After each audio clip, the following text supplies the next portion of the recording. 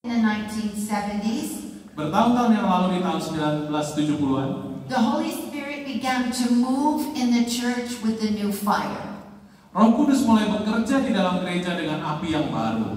His Eminence Cardinal Joseph Suenens Waktu itu adalah Kardinal Joseph Suenens from Brussels dari Brussels wrote a beautiful book on the Holy Spirit and speaking in tongues. menulis buku yang begitu indah tentang Roh Kudus dan berkata-kata berdoa dalam bahasa roh. The Holy Spirit broke out in the United States and in Europe and soon spread to Asia. Roh Kudus bekerja dengan begitu hebat di Amerika dan Eropa dan lalu ke dalam Asia. Cardinals and priests and bishops all over the world were becoming baptized in the Spirit. Banyak kardinal, uskup dan imam dibaptis dalam Roh Kudus And began to speak in tongues. dan mulai berbicara dalam bahasa roh. And it became a worldwide fire movement. Dan menjadi sebuah gerakan api yang mendunia. So much so Begitu luar biasa. that in Rome an office had to be opened Dan Roma juga harus terbuka terhadap gerakan ini. called the ICCRO, the International Catholic Charismatic Renewal for the World. Adalah ICCRO, jadi gerakan karismatik internasional Katolik. All over India, tens of thousands, all over every continent in the world, Catholics began speaking in tongues.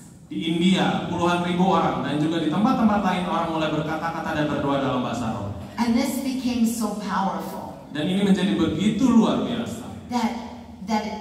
For years and years, it began a movement of evangelization within our church. Dan untuk bertahun-tahun kemudian menjadi sebuah gerakan yang menjadi evangelisasi dorongan di dalam gereja kita. Then in 1998, Dan tahun 98, His Holiness Pope John Paul II Yang Mulia Paus Yohanes Paulus II wrote a powerful document. menulis dokumen yang sangat-sangat kuat. And it was in unison before the millennial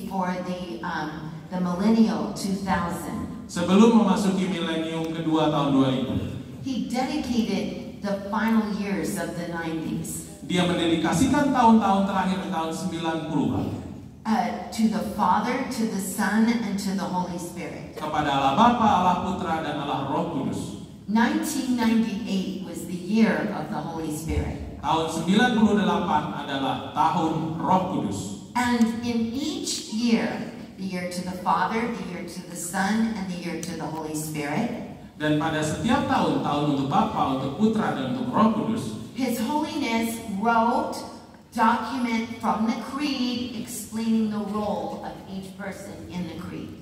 Bapak Paus menuliskan satu tulisan tentang Bapa, tentang Putra, dan tentang Roh Kudus, tentang pribadinya masing-masing. And in 1998, he wrote the document on the Holy Spirit. Dan tahun 98 dia menulis dokumen tentang Roh Kudus. The portion of the Holy Spirit, we believe in the Holy Spirit, the Lord, the giver of life.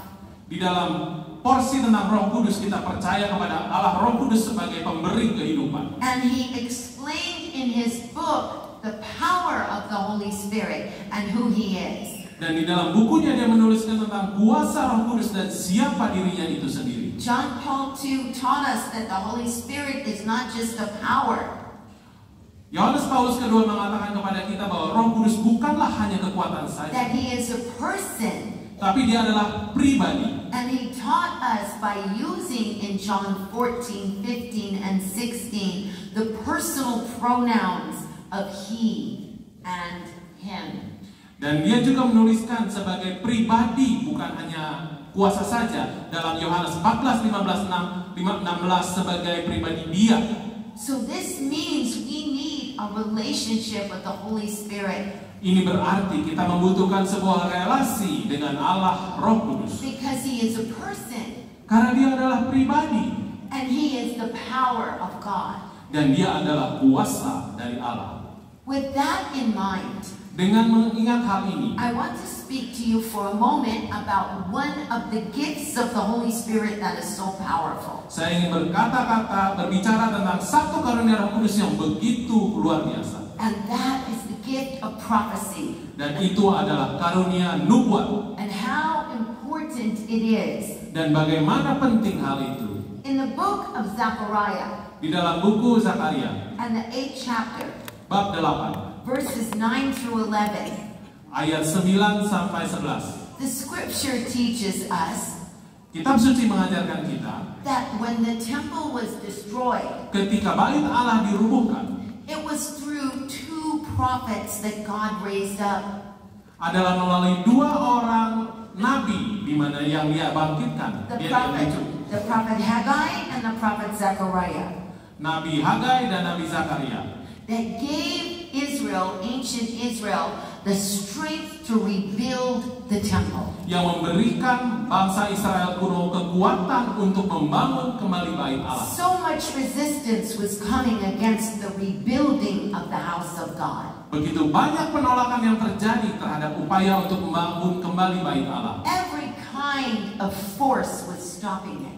Begitu banyak kuasa mencoba untuk menghentikan hal ini. But God sent the two prophets Tetapi Allah berkata melalui dua orang nabinya to itu strengthen the builders, untuk memperkuat para pekerja, to give them the fortitude to go forward and complete the mission. untuk memberikan mereka keperkasaan untuk dapat menyelesaikan misi ini. And this shows us what prophecy does in our lives. Dan ini menunjukkan apa kuasa nubuat di dalam hidup kita. Prophecy is the voice of the Holy Spirit. Nubuat adalah suara dari Roh Kudus. Let me explain it to you, beloved, Biarkan saya jelaskan how dengan jelas important it is.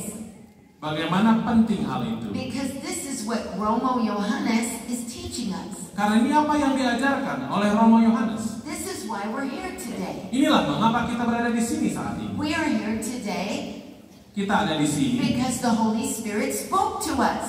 karena Roh Kudus berbicara kepada kita. Because the Holy Spirit confirmed a word to us. Karena Roh Kudus menyatakan firman-Nya di dalam diri kita. I want to explain to you how the early church depended on this. Saya akan bercerita bagaimana gereja perdana bergantung pada Roh Kudus. In the early church, in the book of Acts, Di dalam gereja perdana, di dalam kitab Kisah Para Rasul, in the 11th chapter, di dalam bab 11, a revival broke out in a city called Antioch. sebuah pembaharuan begitu terjadi di dalam kota yang bernama Antioquia. St. Paul and St. Barnabas Santo Paulus dan Santo Barnabas were teaching every single night in Antioch. mengajar setiap malam di kota Antioquia. And the people were being formed perfectly in the Word of God. Dan orang-orang dibentuk dengan begitu luar biasa lewat sabda Allah. And the Bible tells us Dan kitab suci yang mengajarkan pada kita in Acts 11, di dalam kitab Kisah Para Rasul bab 11 verses 27 to 30, 26 sampai 30 that prophets came up from Jerusalem bahwa nabi-nabi akan datang dari Yerusalem to Antioch. ke Antioquia. That's 300 miles. Itu adalah 300 mil atau sekitar 500 km. Because they had a message to deliver. Karena mereka memiliki sebuah pesan yang harus disampaikan. In biblical times, to travel 300 miles was not easy.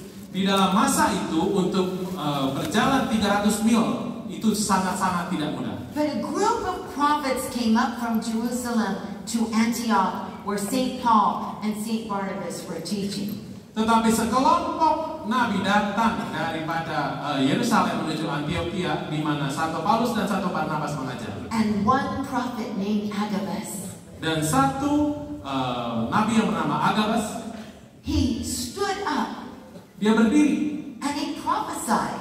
dan dia bernubuat. And he said, a famine is coming. Dan dia berkata kelaparan akan terjadi.